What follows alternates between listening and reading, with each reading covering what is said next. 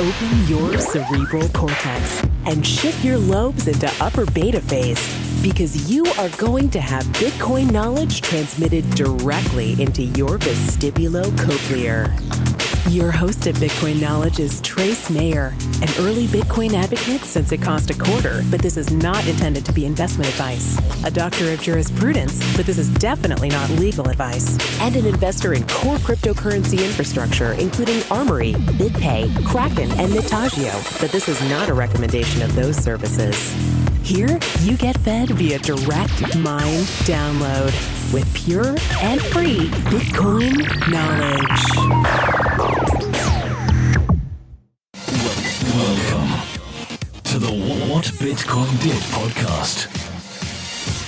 Hello there from Los Angeles. How are you all? You all good? It's been a crazy busy week. I've just been out to Wyoming to see how they are pushing for Bitcoin-friendly regulations, and had a couple of days in Palm Springs to discuss innovations with leaders in the space. Been a busy few days. So anyway, welcome to the What Bitcoin Did podcast, which is brought to you by the mighty Kraken, the best place to buy and sell Bitcoin. Today, I've got a monster show. This was recorded out in Wyoming. It's with Caitlin Long, Trace Mayer, and Tyler Lindholm to talk about reducing the size of government. But before that, I do have a message from my show sponsors.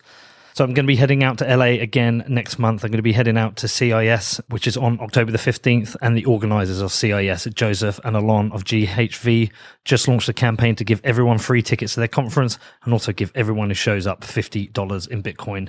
They are on a tear to spread mass adoption of Bitcoin and are literally paying you to get started. It's going to be huge. I'm going to be there.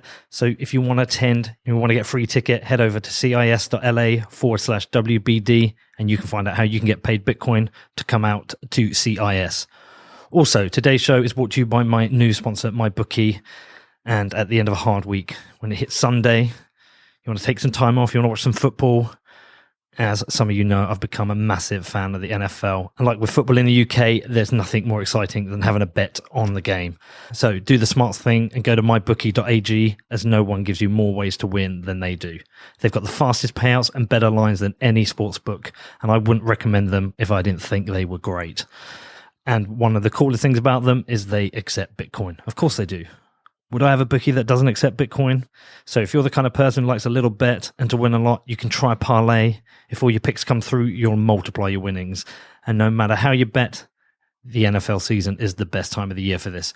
So join now at MyBookie and you can double your first deposit. Just use the promo code WBitcoin to activate that. And that's at mybookie.ag, which is mybookie.ag. And also, today's show is brought to you by DropBit. And I'm going to be heading out to Ohio next month. I'm going to be with them for their event on the 10th. And hopefully around then, I can announce the new updates they've been working on. Super cool stuff coming soon. I know so many of you have downloaded the app. I'm using it all the time now, whenever I travel. I even gave a waitress in Wyoming Bitcoin. She'd never used it. She just thought it was magic internet money, so she downloaded DropBit, and I sent her first $50 of Bitcoin. And also somebody I was having dinner with gave her a copy of Safe Dean's The Bitcoin Standard. So we created a Bitcoin there. But it's an amazing app. It's amazing UX. They crush it. You don't just send Bitcoin with an address. You can text it. You can tweet it. It's just like a Venmo for Bitcoin. It's available on the iPhone and Android. Just head over to dropbit.app, which is DROPBIT.app.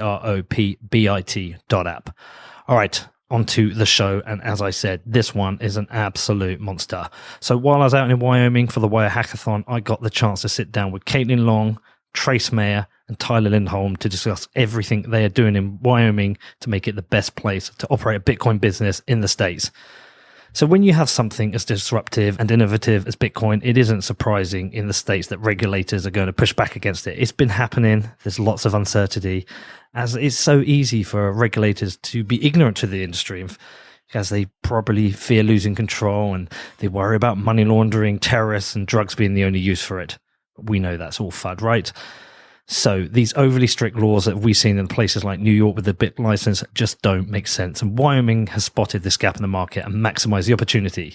They have passed 13 laws in the last 2 years with the aim of helping Bitcoin businesses, and there's so much more in the pipeline. I got to witness them debating it there. It was really, really cool. So this show is also perfect timing with the libertarian rabbit hole I've been going down recently. It's great to see someone like Tyler Lindholm in action, a self-declared libertarian conservative. We get into so much. We talk about the laws that the group have already passed and the ones that they're currently pushing through, why they got involved in public service, the state's power to nullify federal laws, and if US politics is really like House of Cards. Massive show. Really enjoyed making this one. Really grateful to all three coming on together. If you've got any questions about it, you know my email address. It's hello@whatbitcoindid.com. And just a couple of notices. I'm in LA right now. I'm prepping for the launch of Defiance. I've got a couple of interviews tomorrow, which is going to be super cool. Also, just had Kraken confirm that they will sponsor Defiance, not only the podcast, but also a news platform. So that's really cool. I'm going to be heading back to Bedford on the weekend, and then I'm going to be out in Ohio for the Dropbit event on the 10th of October, and then going to head to LA for CIS. I might be heading to Berlin for the Lightning Conference, then back to New York for the Human Rights Forum. So busy, busy, busy. Anyway, you've got any questions, you know you can reach out to me. It's hello@whatbitcoindid.com.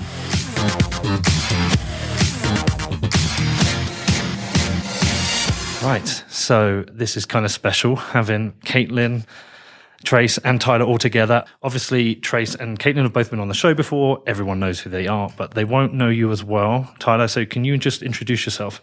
Yeah, so my name is Tyler Lindholm. I represent House District Number 1 in the state of Wyoming and been part of the blockchain task force with Ms. Long. And we obviously look to Mr. Mayor quite a bit for his knowledge because he's one of the old school guys in that scene. All right, so something seems to be happening that's quite different up here in Wyoming. It's very exciting for me to see. It's very interesting to watch. It was very interesting to watch how you all interacted with each other. But also yesterday, I can't remember his name, but the Democratic guy, there doesn't seem to be so much confrontation here. So what's going on in Wyoming and how do you export this to the rest of the states?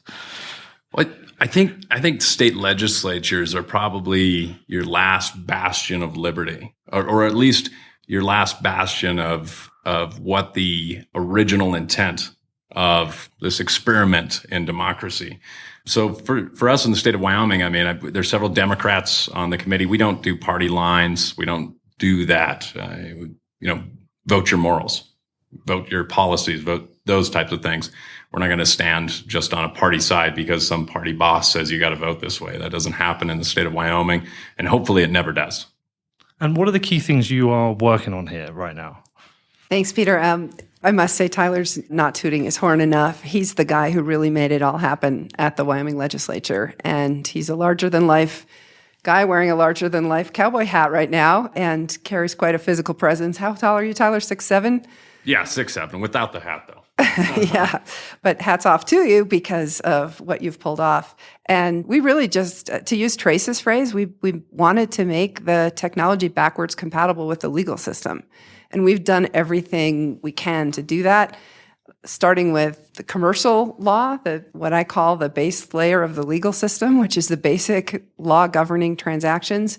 We've acknowledged that peer-to-peer transactions involving Bitcoin and other crypto assets are legal in the state of Wyoming. It's actually a really gray area in other states. And then we built from there. We have no tax on crypto assets here. Utility tokens are defined as something distinct from securities. There's a fintech sandbox to allow innovators not to have to comply with all the crazy regulations. And then we have the special on and off ramps to and from the fiat system back to the crypto system, which I hope 20 years from now aren't necessary anymore. But right now, for the growth of the system, the crypto system, they're actually pretty important. And Trace, you've been lending a hand up here. What's your involvement? Yeah, so I've been involved in this for a long time. Caitlin and I, we've known each other for years, probably, 6 years now. Been mentor to her in a lot of ways with Bitcoin-related stuff. Getting involved in public service, first, why would you do it? There can be a lot of brain damage. But I funded Armory because I wanted a technical fortress to protect my Bitcoins.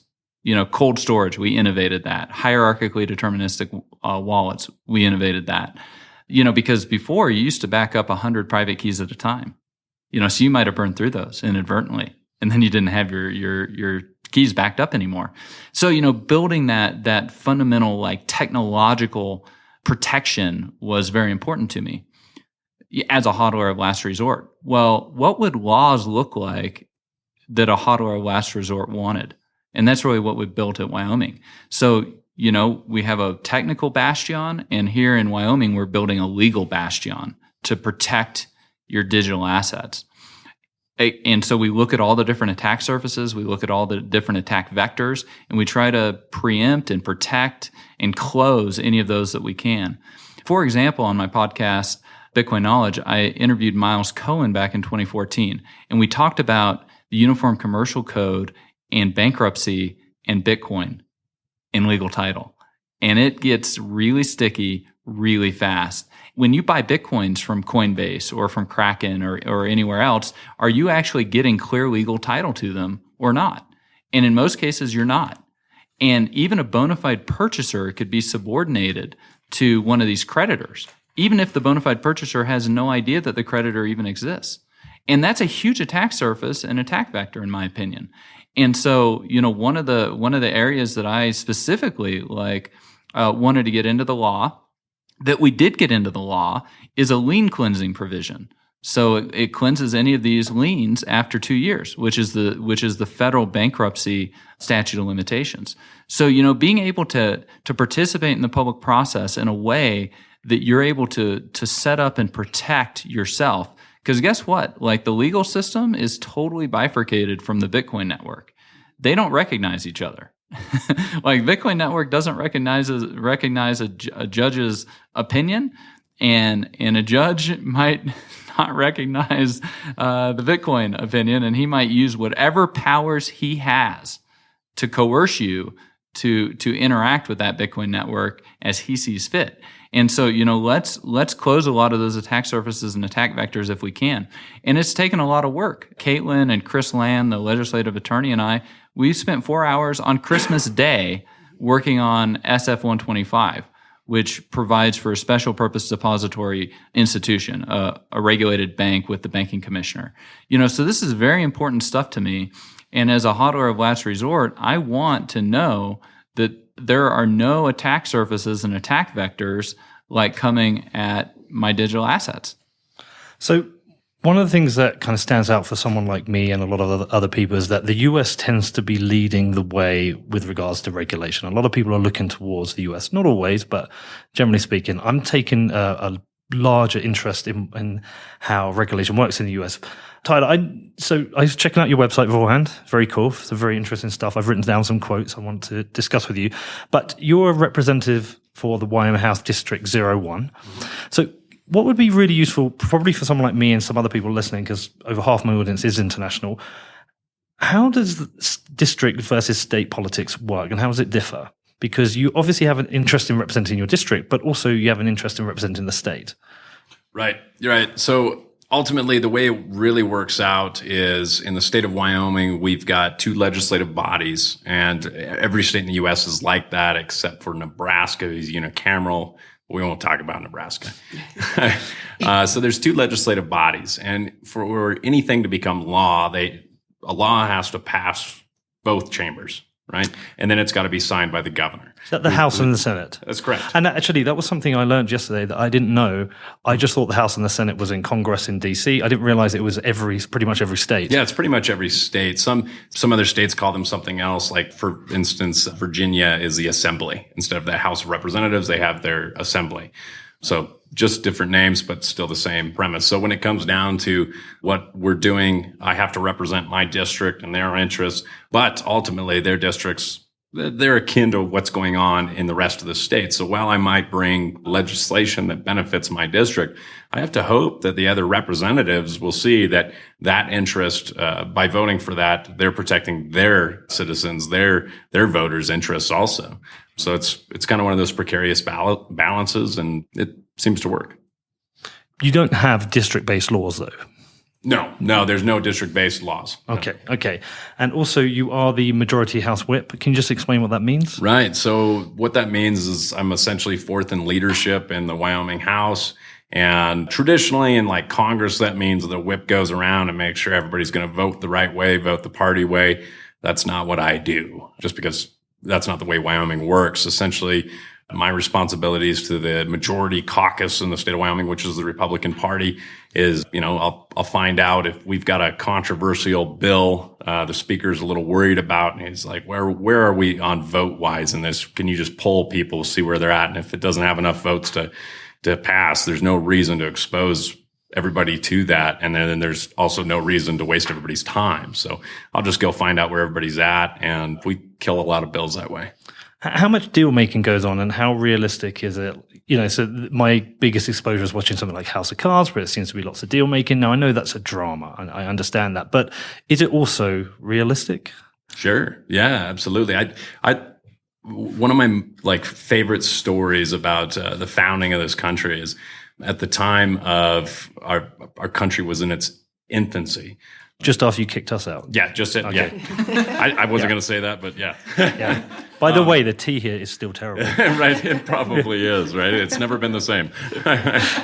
One of the interesting aspects that happened is when our country was first in its infancy, and Thomas Jefferson was the Secretary of State, Alexander Hamilton was the Secretary of the Treasury, and George Washington was the president.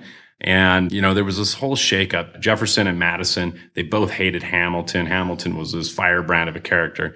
And Hamilton wanted to assume the state's debt on the federal government from the wars. And so states like Virginia were pushing back because, they're farmers, right? They had all the money in the world. States like New York were broke from the war. So what ended up happening is Hamilton wanted to pass a whiskey tax, right? So that meant that a tax was going to be collected on mostly agrarian individuals. That's who produced whiskey at the time. And so Jefferson and Madison were venomously against this. They were not going to go forward with that. But they did want something. And what they wanted to be a little closer to home. They wanted to be in Virginia, right? At the time, the capital was New York. That's a pretty good haul for somebody that's a Secretary of State to have to travel all the way to New York. And so the story goes, they sat down at a bar one night and worked out a hell of a deal where they changed the capital of the United States to this unknown place called Washington, D.C. that's on the border of Virginia.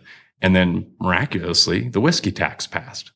And that was actually, surprisingly enough, that was the first time that the federal government decided to run down U.S. citizens and kill them, because the whiskey tax rebellion took off shortly after the whiskey tax was passed. And Hamilton and President Washington at the time ended up putting down an uprising of U.S. citizens over the whiskey tax.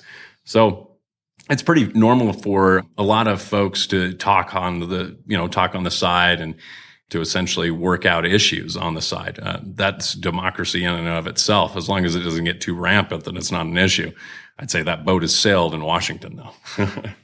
Yeah, another interesting point here, Peter, that might be unknown to a lot of the international listeners is just the way the U.S. is set up. So the states are actually sovereign, and they created the federal government. And then the federal government is also sovereign. And so Article 3 of the U.S. Constitution sets up, if there's a dispute between a state and the federal government, it goes to the U.S. Supreme Court. Well, each of the states also have their own Supreme Courts.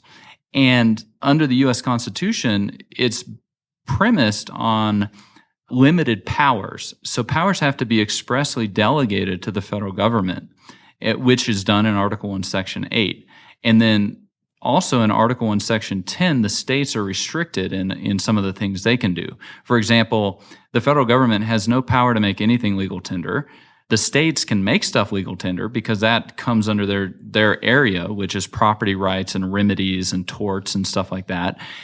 But if they make anything legal tender, it can only be gold and silver under Article 1, Section 10, Clause 1. Now, when something is done in an unconstitutional way at the federal government level, often the courts won't get involved if it's a political question, which is the case when it comes to Federal Reserve notes being legal tender. But, putting that aside, what we find is that the states can also assert powers of nullification. So if the federal government does something and the states are like, that's against the Constitution, the state of Wyoming or the state of California can be like, look, we're going to nullify that. So that law is like not of any effect, which California and marijuana, Colorado and marijuana, this nullification power is not used very often, but it is a very big power that the states have. And there is an issue of whether they can actually enforce that. Abraham Lincoln kind of came on the scene with that. But these powers not expressly delegated to the federal government under the 10th Amendment, they're reserved to the states or to the people themselves. And then we also have other clauses like the Interstate Commerce Clause. But the U.S. Supreme Court in many ways has either broadened or or narrowed the way that these clauses apply. For example, in the mid-30s, under the New Deal legislation, under Wickard, it was held that a guy growing wheat on his own land for his own consumption affected interstate commerce because he wasn't buying wheat on the open market. And therefore, the federal government had the jurisdiction or the ability to impose these different regulations on wheat. One interesting thing about the Trump administration, particularly with Gorsuch and Kavanaugh being put on the court, is that their opinions seem to be that they'll either side with the liberal side of the court or the conservative side of the court in a way that they're cutting just massive amounts of this precedent that has expanded federal government power. And as soon as Ginsburg passes away in the not too distant future, I mean, she is 86, so just looking at the actuarial tables, and Trump puts on a new justice to replace her seat, then the Supreme Court is going to move in an even more rapid way to that type of a jurisdiction. Now, this gets very interesting because look at the state of Texas, for example. Kyle Bass wanted to move $1 billion of physical gold in the Texas Pension Fund to the state of Texas. And in the state of Texas, they needed to be an attractive jurisdiction in order to have that. And so the Texas legislature passed in law that any confiscation order by any entity, not the state of Texas, shall be void ab initio and of no force and effect. So like when FDR issued Executive Order 6102 to confiscate Americans' gold, the state of Texas has legislation in place now that says that is of no force and effect. So like Tyler, for example, when we were working on some of the stuff, he was like, well, what's some stuff that you'd like to see make its way into law? And I was like, what would be really cool is if we could pass a type of law that makes it any type of confiscation order, not from any entity besides the state of Wyoming, that confiscates digital assets to be void ab initio and of no force and effect. And if we got that type of protection by a sovereign entity like Wyoming, that could be a huge advancement in terms of the attack surface and the attack vectors that get closed by the legal laws that we get passed here. Yeah, and on that line, we actually passed through the task force today. It's not law yet. It still has to go through the legislative process. 2 bills that I think developers in particular and hodlers are going to love. One of which actually addresses what Trace was just talking about, which is that anyone in the state of Wyoming cannot be compelled in a criminal or civil or administrative or legislative hearing or any other proceeding to disclose your private keys. You can be forced, in a divorce settlement to deliver the assets, but you cannot be ever in the state of Wyoming compelled to disclose your private keys. And then the other is a protection for developers, people who write open source code. We don't want to give the developers complete immunity because there are, of course, developers who write malicious code. But what we did pass this morning was a bill that says that developers cannot be criminally prosecuted solely for having written code. It's how someone uses the code, and you can't be liable for somebody else using the code that you wrote maliciously either. And so those are 2 really important attack vectors that we hope to be able to close down. But it just goes to show you, we're looking at every way that we can possibly remove obstacles for this industry. One of my good friends said, your job is to fix the red flag laws. The red flag laws refer back to the UK, which put in these laws that said when the automobile came out, people were going to die, pedestrians are going to get run over, and you literally had to have 3 people with every automobile. There was an engineer and a steerer who drove the car, and somebody who walked in front of it 10 feet, waving a red flag, warning the pedestrians that the car was coming. Well, guess what?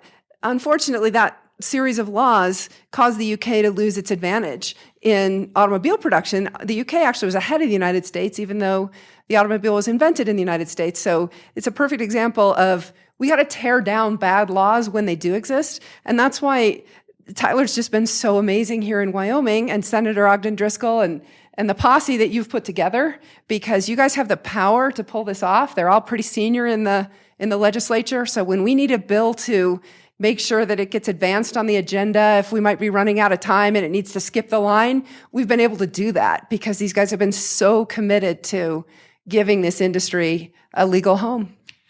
Yeah, and we shouldn't understate just how important having protections like this are. For example, let's say that you pranced around claiming that you were Satoshi. And come on, man. And then a judge issued an order saying that you had to deliver 500,000 Bitcoins. Well, there's a string of cases that are offshore asset protection trust cases that intersect with bankruptcy law in Section 526 of the Bankruptcy Code, which gives the judge contempt power. And in some of these cases, for example, this guy had wired money to an offshore asset protection trust, and then he told the judge said, hey, you need to wire it back. And he said, well, I don't have the general powers of appointment to do that, and therefore I can't. And you know what the judge did? He held him in contempt of court, threw him in jail for 14 years. He wasn't able to challenge his detention. and the only reason he got out of the pokey is because a new judge got assigned to the case because the previous judge retired, and the new judge was like, well, I don't think it's the coercive effect is accomplishing what we want. So what you do not want to get thrown in the pokey under contempt of court when a judge thinks that you have Bitcoin private keys or digital asset private keys and you don't have those keys, because you could end up staying there forever and not be able to challenge your detention. I mean, I can think of somebody I'd like that to happen to. But it would be a very bad precedent, even if it happened to him. This red flag laws, I've heard this been raised recently with regards to the debates over gun laws, and actually that's a very interesting area for myself personally. So let's go back a step to, I don't think a lot of people, say, and especially the UK, really understand conservatives or conservatism. They will often judge it based on kind of limited facts or certain people like Trump or George Bush and etc., but they won't actually fully understand it. And I don't myself, but the more time I've spent in the US, the more I have come to understand it. So I've gone from being a very liberal left-wing person now to considering myself someone semi-conservative. I now understand guns a lot more. I respect them more. I've shot a gun now. And actually, I think I would probably, if I had to put myself anywhere, align myself with you, Tyler, and say, I think I would want to align myself as a libertarian conservative. So I've heard about these red flag laws with regard to the gun debate. I have just covered guns, so it'd be good if you could just comment on that as well. Yeah. So when we're talking about red flag gun laws, the premise behind them comes from the fact that there are mentally ill people in this world. And so what red flag gun laws allow for is if someone calls in and says, you know, for instance, if Trace were to call in, if we had red flag gun laws here in Wyoming, he were to call the sheriff's department or whoever and any authority in the state of Wyoming and said, Tyler is a whack job. Now, Trace is not a doctor, but just the same, he said something about Tyler being loose or what have you. If the right order was given and they were concerned enough, at that point, the authorities would show up for my guns. And that the reason why that is just a complete bastardization of our laws and our Constitution in the United States has to do with the fact that we're innocent until proven guilty. So if they can take my property without ever convicting me of a crime, and the only way I get my property back is by stepping forward and proving that I'm not insane, then that is no longer innocent until proven guilty. That is guilty until proven innocent. And they do so in the name of safety, right? Safety and security are probably the two most evil words that I can think of in the last 20 years that government has used to subject and to erode natural rights. Because that's what we're talking about. It is a constitutional right that is enshrined in our Constitution.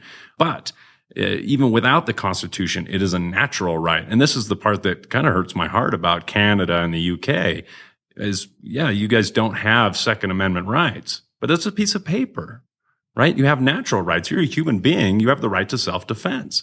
And so for your listeners abroad, For us in the United States, we scratch our head at that a piece of paper is going to restrict you. Because the reality of the situation is the Second Amendment wasn't written and natural rights weren't given from our creator. I'm a believer in a creator, but those rights weren't given, solely so a governmental entity could take them away. Those rights were given so you could shoot your government in the face if a tyrannical government or somebody were to threaten you. I mean, it's the right to defense. And so these red flag gun laws they're just, it's a bastardization of our Constitution. And so I really push back against those. They do them in the name of safety and security, and everybody feels better about it. But what does it really accomplish? And it's been proven to not accomplish anything, unless you consider Illinois to be a success story in regards to gun homicides. And they're not. They're the worst in the nation. And yet they've had these in place. And in fact, they've got the most restrictive gun laws in the nation. And yet they top the charts as far as gun homicides. It actually has something more to do with gang crime versus gun crime. But correlation is not always causation in some politicians' minds. As Tyler said, it's about the relative power of the governed and the governors. And every time in history where people have been disarmed, that relative power balance changes and atrocities begin. And that's one of the reasons why the U.S., I think, has been as successful as it is. There's a reason why the Second Amendment is number 2 on the list. It's right behind the First Amendment, which is freedom of speech, press, and assembly. Number 2 is what guarantees number 1. Yeah, and along with that, no amount of violence is going to solve a math problem. And math is what has lifted us out of the swamps to the stars when you think about it. And one of the great things about the freedom of speech and about math and about cryptography is that the U.S. Supreme Court has already upheld cryptography as freedom of speech. And the amount of liberty that you get is directly proportional to the amount of protection that you can acquire for yourself. And with cryptography, and specifically with Bitcoin itself, as being a form of digital property rights enforced by cryptography and not by legal rights, you're able to acquire protection at a much lower cost. And the return on investment from somebody who's attempting to engage in extortion is negative in pretty much all the cases. And so we're able to use Bitcoin and wield it as a weapon of self-defense of our property, protecting it against confiscation through inflation, which is a form of taxation without representation, without due process of law, because it's the hardest money, it's the hardest asset that's ever been created. We're able to secure it with free open source software. There are no account fees for your Bitcoin. There are no negative interest rates that get attached to your bank accounts. There's no automatic bailout or bail-in that gets done. This is the hardest asset ever created. And so you're able to secure protection at a much lower cost. And as a result, and it being politically independent, capital is going to flee to it. Because anywhere where the property rights are not very solid and not very trusted, that capital will prefer to be in something like Bitcoin instead of in, some piece of land in Africa or Peru where you don't even have proper legal title. And even if you do, how well is that being enforced? So the capital is going to flee into places where the holders of that capital are able to secure the protection at the lowest possible price. And so there we have it, the First Amendment and the Second Amendment playing very well with each other in this digital age.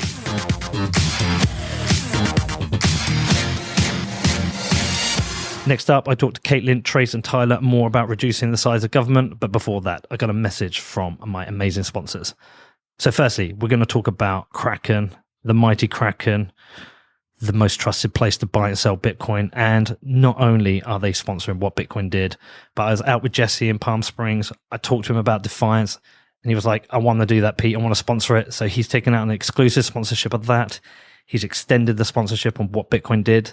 And he's also sponsoring the launch of a news platform for Defiance. So much happening. Massive, massive thanks to Kraken for supporting everything I've been doing. I absolutely love this company and the whole team.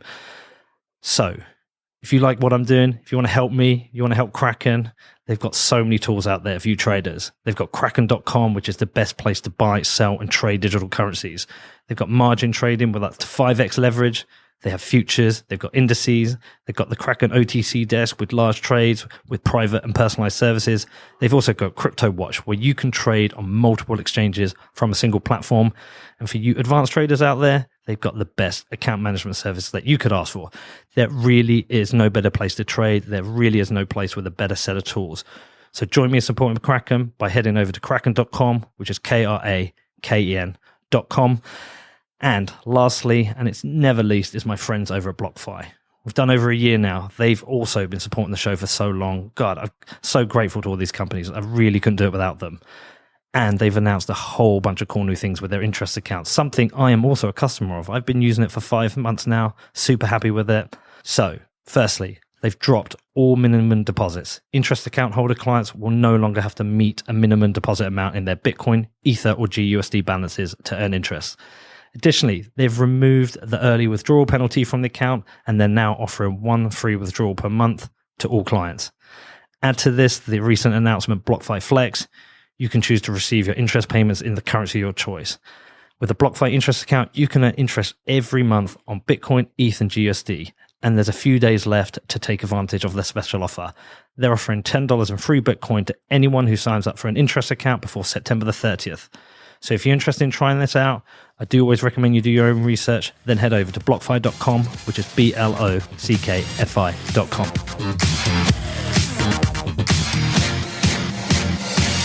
I definitely have constitution envy. The more I've learned about it, and my experience of seeing how much people defend it and how important it is. And it's very unusual spending so much time here. And it's a real shift in mindset to spending time with people who seem to have a lot more, how am I going to put this? I think in the UK, we rely on the state and we believe in the state a lot more. And I think out here in the US, certainly in places like Wyoming, they believe in the individual a lot more and the self-governance. I think that's helped me appreciate the culture a bit more. And I'm going to ask you a bit more about this, Tyler. So I've got a quote from your website.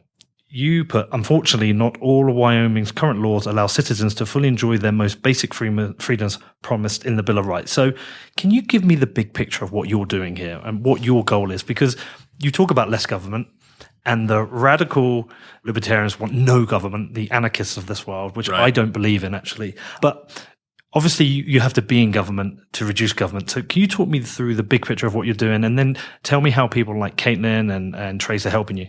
Sure. Yeah, no, and that's a great question, which I should note that my website is woefully out of date. I don't even think I've got on there that we've actually passed all these Bitcoin and blockchain ideas that I had back in the day where I typed a little bit about it.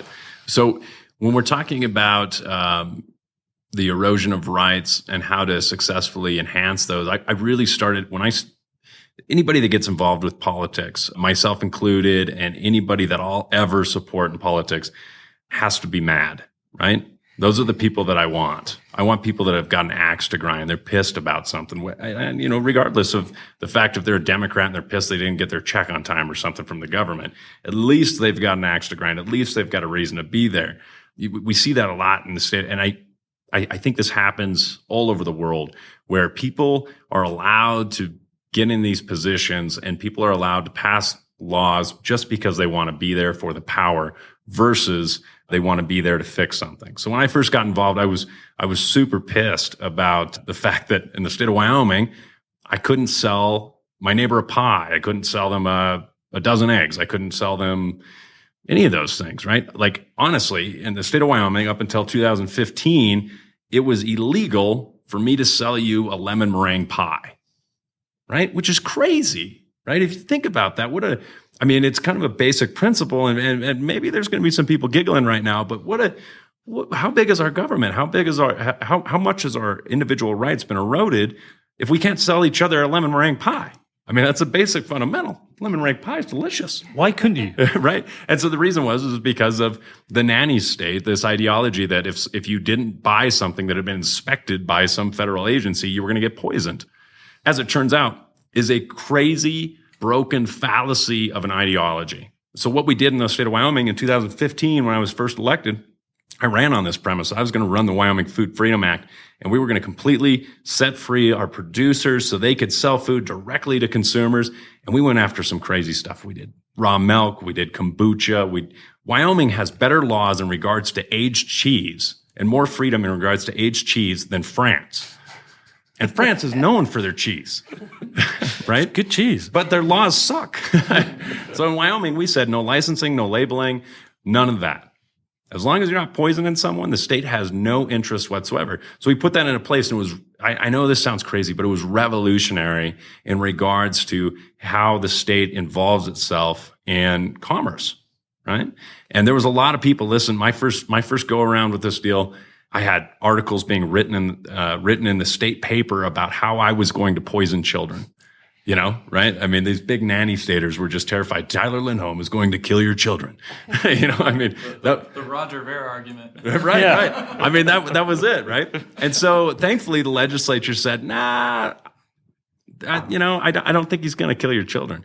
So we passed it into law, and now here we are, 4 years later, and the Wyoming Food Freedom Act has spread like a foodborne illness to other states. I should probably not use that. And we have had 0 foodborne illness outbreaks. Other states have adopted this. North Dakota, South Dakota's looked at it. Unfortunately, they haven't got it done. Utah, Colorado, it's Maine. These states have adopted this law, and none of these states have had a foodborne illness outbreak from these small producers. And the reason why is small producers, small business is self-regulating, right? Whereas the big problem, I mean, where you've got your USDA inspections being done, and not to say USDA inspections are at fault, it's just there's so much that has to go through an inspection process, so much food. Big business has a problem with large amounts of food. There's no way you can inspect it all. So you constantly hear about sometimes these situations crop up where there's some romaine lettuce that comes out of Mexico where folks get poisoned. People die. So small business self-regulates, and we saw a lot of success with that. And I passed that my first term, and then I was like, well, shit, what do I do now? Yeah. Right. I guess I'm going to vote on some good gun laws. No. So, just really expanded from there as far as what can we do to reduce the state interaction in our lives and to allow more liberty to be there, more of that self-interaction, that self-responsibility, and to let natural rights actually thrive. And the state of Wyoming, we've really made some headway over the last several years. We've passed some bad laws too, some stuff that I definitely would regret that they passed. For example, I think probably the worst law we've passed in quite a while would be how much we spend on our schools. And it's not because I'm anti-school or anything like that. We passed a law last year that took our school funding and shoved it into a bunch of different pots because we've got a deficit in our school funding, right? So in my opinion, I know that doesn't probably sound very sexy. It's not like a liberty issue, but when we're talking about billions of dollars and accountability and transparency in government, it's much easier to tell how much you owe when it's in one spot, right? Versus 20 different spots or something like that as far as 20 different funds. So I think that's probably the worst one we've passed in quite a while. But the list goes on. I mean, we hundreds of bills every session that go into law. Some have unintended consequences. We've had to go back and fix some things multiple times. We've been sued over laws before, so it's yeah. Yeah, and I did notice that on your website, you see your voting record, for example, and I was actually amazed how many things you're voting on. Right. So, in the process as you're trying to create less government, you're still having to have so many things to vote on, so many laws. Right. Like, is there any way of having a step change where you could significantly reduce the number of laws? Are there specific areas where you think we really should just I don't know because I don't understand how it works out here, but any specific areas you think we could fundamentally change things and reduce the government budget, therefore reduce taxes? An area that I'm really going to hunker down on now, and I'm really bullish on this. I think it's a really super good opportunity. And when I get my teeth in something, I really geek out on it. That's probably been one of the biggest regrets for my wife over the last couple of years is while she's going to sleep, I'm sitting there reading some type of fintech article or reading regulations in regard to the Federal Reserve or something like that. Listening to a podcast. Yeah. So Places. right. So the one area that I'm really super bullish on is in regards to occupational licensure. I think that can be one of the biggest ways that we can free up economic activity in the state of Wyoming and at the same time reduce the size and scope of government. I mean, for instance, in occupational licensure in the state of Wyoming and in all states across the United States, we've got a barbering board, a board of barbers that get together and decide who can be a barber in the state. It's absolutely ridiculous, right? It is crazy. And then the reason why they've got that in place is because it's dangerous. Somebody that doesn't know what they're doing in regards to barbering could hurt someone. And absolutely they're right. Does that require the state to license them, though? And my answer is no. Freedom in economics can clearly handle that unto itself. If you give someone a bad shave and they get an infection on their face, it's quickly going to spread that they're a garbage barber and you're not going to go back there. Yeah, and I mean this is a important point. You know, we want safe interactions and stuff to happen, but government is on its face not the right entity in order to be able to do this. We'd be much better off with things like Amazon reviews or Yelp. And what I'd submit as the part of the argument for that is that the government already has a monopoly on the management and administration of roads and highways. And we have 50 to 60,000 people a year die on American roads and highways.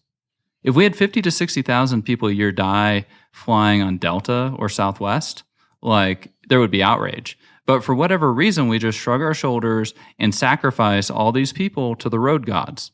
If the roads and highways were privatized and we didn't have sovereign immunity in lawsuits, you know, where there's a bad action or negligence or something on the part of an administrator, if it's the government, you can't sue them, can't hold them accountable. Private companies that were operating roads in this type of a negligent way would be driven out of business.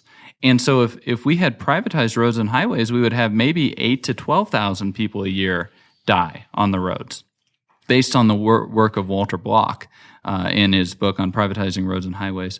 So, you know, the argument that the government is the right entity to be looking out for people's safety and welfare is just wrong on its face. And every year we're sacrificing an unnecessary 40,000 people to the road gods that sit in the Department of Transportation or wherever. And so if we really were compassionate and we really did care about people and wanting to help them, you know, be safe and stuff, that's what would be attacking, would be the privatization of the roads and highways and getting that out of what the federal government and the state governments are in charge of. I mean, it's really crazy when you think about it in terms of the size and scale and the number of people that die unnecessarily. I mean, I've had at least 5 people that have died on the roads and highways, close friends or whatever. 4 of them should be alive today.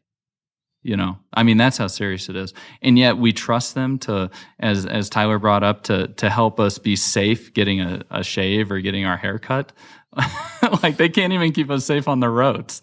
You know, and why don't we have Yelp, or like when we do Google Maps, why doesn't it show us like how dangerous this particular route is? You know, I mean, like, why are they able to pass different legislation that makes it illegal to disclose like how many accidents happen at different areas? You know, so that we know where to avoid. And of course, in typical bureaucratic fashion, they don't actually act or do anything until something has happened. You know, so they're not going to put that stoplight in because it's going to cost extra in the budget.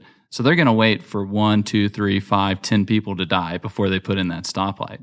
You know, because they're being held accountable not to the market, but instead to bureaucratic incentives. And so, you know, it's just a travesty anyway. It's one of my pet peeves, the roads and the highways. Caitlin, with Wyoming, is it me? I was like, similar to I'm the rebel, crazy youngest child in my family. Me too. Yeah. Is Wyoming that for America?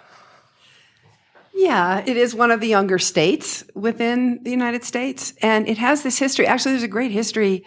Wyoming was the first state to give women the right to vote. And like so many things in life, it's not black and white.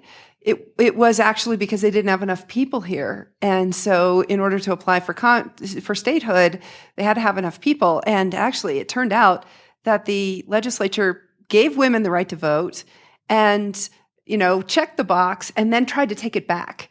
And believe it or not, it actually passed one of the houses of the legislature. And then the governor threatened to veto it, and it failed by one vote, short of a veto-proof majority. It was that close. They tried to take it back. So it wasn't because the Wyomingites of that time had pure morals. They were being pragmatic, and they wanted statehood. So, there's a lot of that in history where, frankly, there are trade-offs. And I think in the crypto sphere, there are some critics. I know there are some critics of what Wyoming's doing, because they're saying, wait a minute, you're setting up a new financial institution. What the hell are you setting up a new type of financial institution for? Code is law. We don't need any of this. And the truth is, we are making some pragmatic trade-offs on the bridging of the two systems. And I'm adamant that getting a special purpose depository institution that's 100% reserve, that does have access to the Federal Reserve payment system, is actually going to be a really important boost to the crypto system broadly. And like I said, in 20 years, I hope we don't need it anymore. But I think it's going to accelerate adoption to have it. But am I making a trade-off? Yeah, the purists obviously think that this is a waste and think we shouldn't be doing it. Why is it in Wyoming you're able to seemingly pass these laws and move things forward so effectively, and where other states don't? And actually, I think I overheard somebody say at dinner last night, wow, I couldn't do this in DC. So, what is going on here? I mean, as an outsider, what it seems to me with politics in the US, it's much more left-right divide. We have a bit more middle ground in the UK, but it seems like some people, who doesn't matter who the candidate is, they will vote Republican. It doesn't matter who the candidate is, they'll vote Democrat. And then if there is a vote in, again, I might get some of this wrong, but say Congress, it seems to be that everyone will stick and vote party line. There's very little bipartisan support for ideas. What's going on differently in Wyoming? Yeah, other states suck. Yeah. Okay. Cool. Yeah. No. Wyoming has Tyler Lindholm.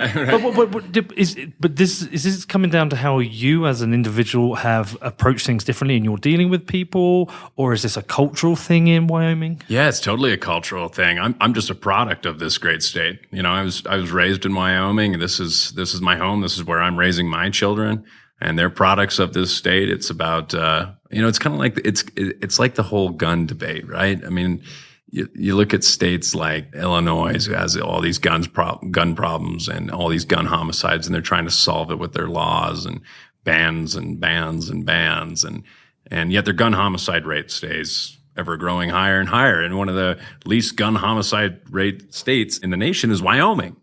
And yet we don't have these problems of gun laws. And everybody's armed. Right. Well, to that point, an armed society is a polite society, because if grandma's got a handgun and you don't know that she's got a handgun in her purse, versus in Illinois, grandma ain't got a handgun.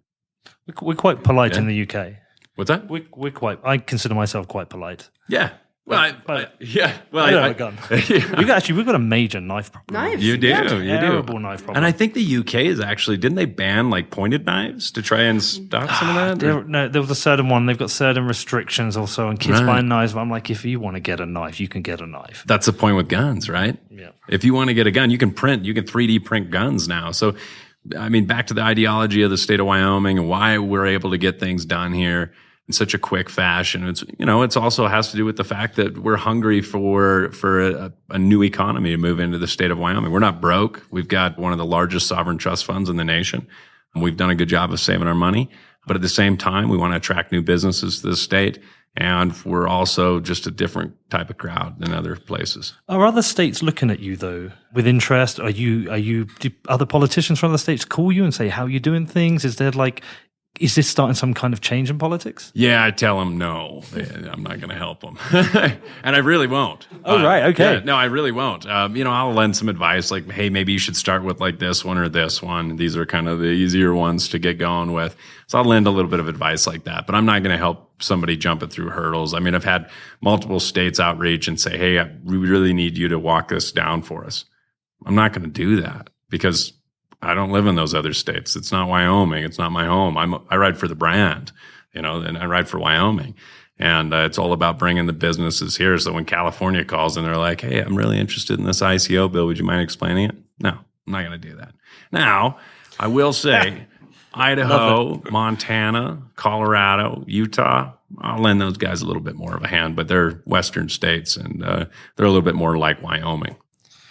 Well, we've got the hackathon starting soon, so there's a couple of areas I just want to finish on. The first one I want to ask you about, interestingly, I came from Denver, and in Denver, there are very liberal cannabis laws now. My belief is Wyoming doesn't have those yet.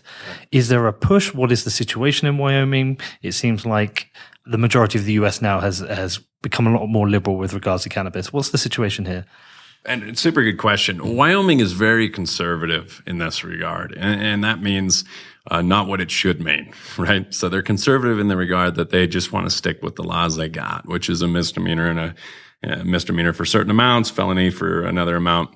They will literally put you in a cage. So my best advice to your listeners is, if you have marijuana, don't bring it to Wyoming because they will put you in a cage for it. That's an area that I've tried to reform in the past, and I'm going to keep trying to reform because I do not believe that we should put people in cages for something that they're doing to themselves. I don't think that's, when it comes to marijuana, I don't think that's a just law. I think that's mullum prohibitum. I think it's a garbage ideology. And I would say that that's a growing aspect in the state of Wyoming, to look more towards, not legalization, but look towards decriminalization as a methodology to handle the marijuana situation. Because ultimately, you look at Colorado, their black market has grown because their taxes are so high on the legally grown marijuana that people can actually make money on the side by growing a couple plants at home and then just selling it to their neighbor. So in the state of Wyoming, I hope we don't make that mistake to go for a legalization case. I know Caitlin disagrees with me a little bit on this one, but I'm not a legalization guy because I'm really certain that the state will screw it up. Oh, okay. Another point that I think is important here are just the economics and the macro picture of what's going on. We've kind of talked on this. Good fences make good neighbors. Wyoming, good fences make good neighbors, right? You brand the cows, you know whose cows who. Leave me alone, don't touch my stuff. That's very libertarian ideology. A lot of Wyoming kind of adheres to that. But when we're talking about, putting people in cage for something they're doing to themselves, who's going to pay for it? So and we're talking about this is a complete sea change with the hardest, strictest money ever. Like, you're not going to be able to just print more of it in order to fund your pet project to put people in a cage for doing something that you might not necessarily agree with. So I think that the economics, as we move further into this digital age with these types of assets like Bitcoin, it's going to just cause people to retrench on what they're willing to spend money on, because it's going to be a lot harder to get the money in order to spend it. Mm-hmm. Because you can't just confiscate it through inflation, which is a form of taxation without representation and no due process of law. You're going to actually have to follow due process of law. You're going to have to go get the resources from the people. The people are going to be hodling their resources a whole lot more because of how it changes culture, because of time preference. All of this is going to change a lot of just how we all interact with each other. And I think we're going to see a lot less of these laws that nobody really wants to pay for, but just got on the books. I mean, really, if your W-2 or your wage had a line item tax there, like marijuana jail tax, like $15 every pay period, you'd be like, maybe we can just get rid of that line item. Yeah. Well, that was the great thing with my interview with Eric the other day. Whilst I've heard repeatedly about the hyper-Bitcoinization, separation of money and state, he actually walked me through the process. He said, as people use Bitcoin more, as Bitcoin grows, it's going to become more of a regular use currency. Now, the state might be able to tax it, but if they need more Bitcoin because they want to, create missiles because they want to go to war, they're not going to be able to do that like they historically can with fiat money. Now, obviously, it might be something that never happens or happens over multiple years, but to be walked through that as a way of restricting the government to spend money on the things that they should be, I thought was really interesting. Yeah, I mean, this is part of why the founders put the legal tender and monetary provisions in the Constitution. They aren't just barbarous relics. They're essential checks and balances in the political machinery. They belong in the same places as constitutions and bills of right. And so when you take that power of the purse and vest it with the individual, and then the state has to go and get the funds from the individual. And when you change the economics of violence around that, because you make securing protection of those resources much easier and at a much lower cost, that begins to change all of this stuff, because the individual is the one with the resources.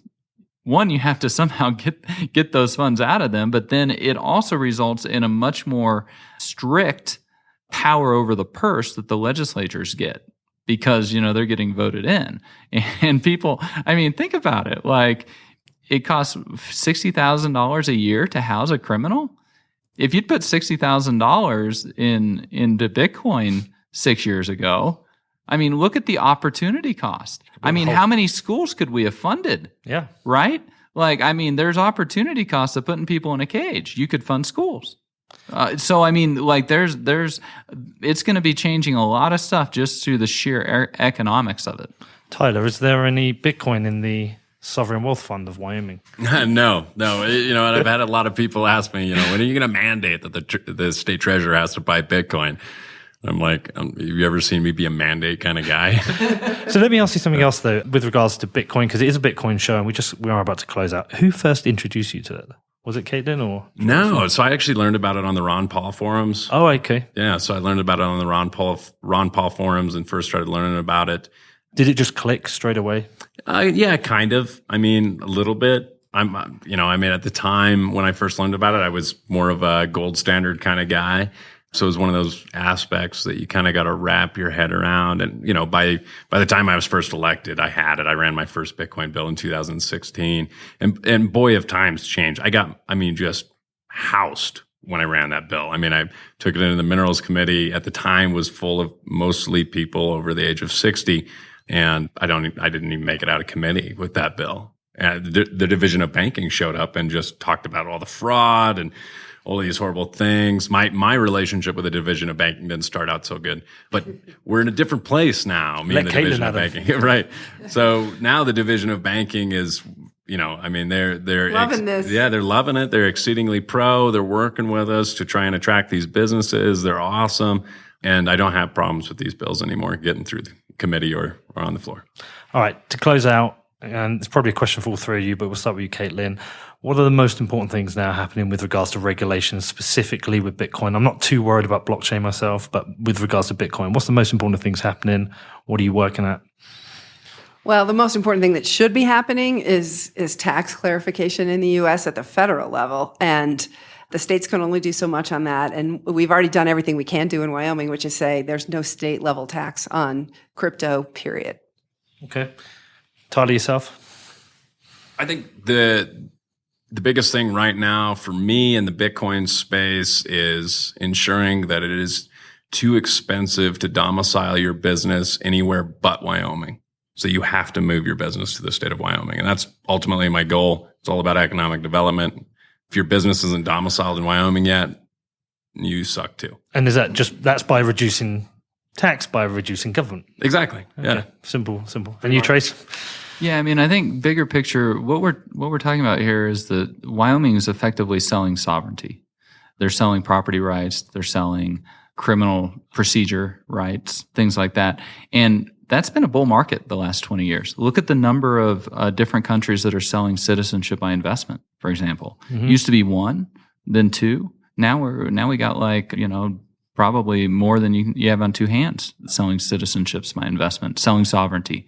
And so I think that that's going to become increasingly a bull market and an opportunity for jurisdictions that can be nimble to take advantage of. And Wyoming's on the forefront of all of that. Estonia's got their digital ID that gets you passported into the EU. Wyoming could work on something very similar to that.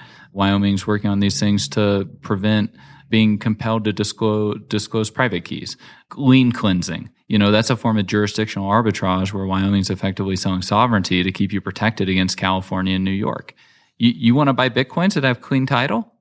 Got to get them from a Wyoming custodian.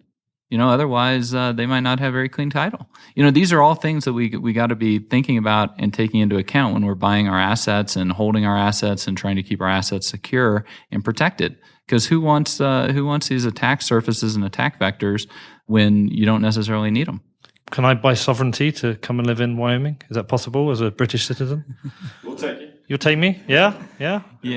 Number one Bitcoin show in Wyoming? Yeah, there actually are, what is it, HB2 visas where you invest in the U.S. and Wyoming's got these special opportunity zones, so you could invest in Wyoming, have not have taxes for like 10 years, but sounds great. But comes with a catch because you become a U.S. person, that's a permanent resident or a citizen, you're taxed on worldwide income, you have to file FACTA, you have to file FBARs, like it becomes very brutal. Yeah, I heard about this recently. I didn't realize that. Yeah, so you just jumping out of the fireplace into the fire might be easier with an LLC. Yeah, maybe so. All right, well, listen, look, obviously it's amazing having all three of you on. Everyone will know where to get hold of you, Trace and Caitlin, because you've both been on before. Tyler, can you just tell people where to get hold of you, where to find out what you're up to? Yeah, either follow me on Twitter or on Facebook. My Twitter is @Tyler_Lindholm, and my Facebook is Tyler4HD1. And that's the Tyler, the number 4, and then HD, and then the number 1. So hit me up on there. You can go to my website, TylerLindholm.com. You can contact me there, or you can just look me up on the State of Wyoming legislative website. My cell phone, my home phone's all available on there if you just want to chat about moving to the State of Wyoming and enjoying a piece of liberty. And you're going to take me hunting in hunting we're going season? we're going to go kill something. It'll be great. Okay. And then eat it. And then eat it. Yeah. Okay, great. Well, listen, guys, thanks for coming on. Thank you. Yeah, thanks so much for having us.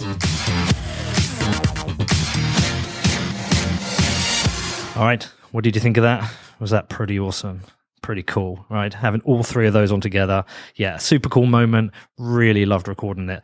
The things that Caitlin, Trace, and Tyler are doing are so important. And knowing that's been handled by such competent people is really cool. And to be honest, it kind of surprised me to hear how many changes they've managed to make in a relatively short amount of time. And I imagine that passing laws like this would just take a lot longer. It's also cool that Wyoming has spotted the mistakes that the other states have made with over-regulating the space and pushing Bitcoin businesses away. And maybe it will become Bitcoin Silicon Valley. Who knows? We'll have to see.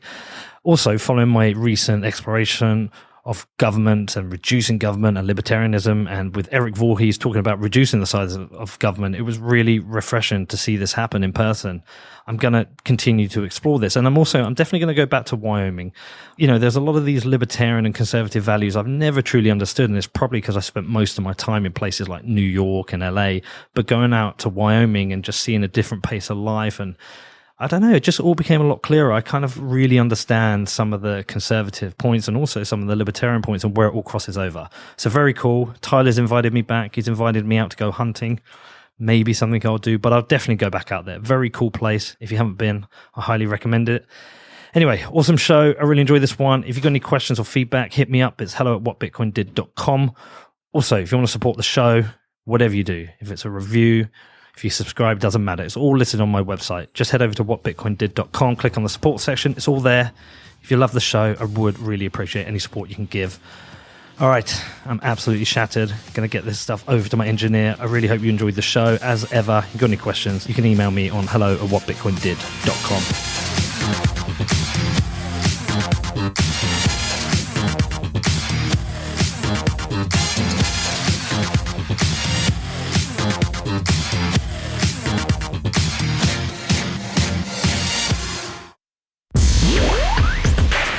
Be sure to get a copy of the free Bitcoin Guide at freebitcoinguide.com. Got a question or suggestion? Record your voice at bitcoin.kn.